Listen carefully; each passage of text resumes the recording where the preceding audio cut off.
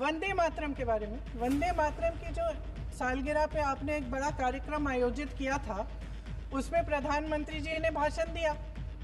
उसमें उन्होंने कहा कि 1896 में पहली बार गुरुदेव रविंद्रनाथ टैगोर ने ये गीत एक अधिवेशन में गाया।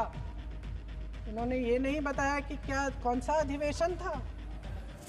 महासभा, हिंदू महासभा का अधिवेशन था, आरएसएस का अधिवेशन था।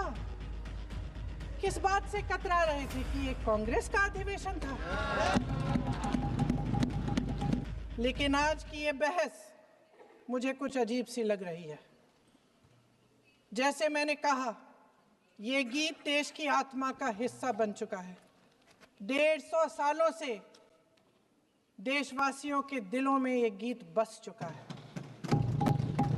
75 सालों से हमारा देश आजाद है, तो फिर आज इस बहस की क्या आवश्यकता है?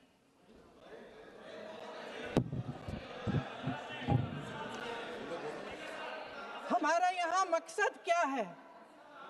जनता से हमें दिया गया दायित्व, जनता का विश्वास, उनके प्रति हमारी जिम्मेदारी, हम किस तरह से इसका इस्तेमाल कर रहे हैं, हमें ये सोचना चाहिए। क्योंकि अब इस मोड़ पर हम इस सदन में अपने राष्ट्रगीत पर भी बहस करेंगे। आपने बहस मांगी है, आपने बहस मांगी है। आप तो इलेक्टोरल रिफॉर्म्स की बहस नहीं मांग रहे थे कि जब तक हम इस पर बहस नहीं करेंगे तब तक उस पर बहस नहीं होगी। इसकी वजह क्या है? इसकी वजह क्या है? हम आज यहाँ ये बहस क्यों कर रहे हैं?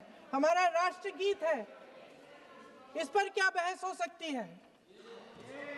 हम ये बहस यहाँ आज 2 वजहों से कर रहे हैं। पहला कि बंगाल का चुनाव आ रहा है, हमारे प्रधानमंत्री अपनी भूमिका निभाना चाहते हैं उसमें। और दूसरी वजह ये है, ये मकसद है, पुरानी मकसद इनकी, अध्यक्ष महोदय, कि जिन्होंने स्वतंत्रता की लड़ाई लड़ी, जिन्होंने देश के लिए बड़ी बड़ी कुर्बानियां दी, उन पर सरकार नए आरोप लादने का मौका चाहती है। देश का ध्यान फिर से जनता के ज्वलंत मुद्दों से भटकाना चाहती है। यही एक मकसद है आपका। आपका मकसद है कि हम फिर से उसी अतीत में मंडराते रहें, उसी की तरफ हम देखते रहें जो हो चुका है, जो बीत चुका है। क्योंकि ये सरकार वर्तमान और भविष्य की ओर देखना ही नहीं चाहती, वे इस काबिल ही नहीं रही। सच्चाई ये है अध्यक्ष महोदय कि आज मोदी जी वह प्रधानमंत्री नहीं रहे जो एक समय में थे। सच ये है कि ये दिखने लगा है, उनका आत्मविश्वास घटने लगा है।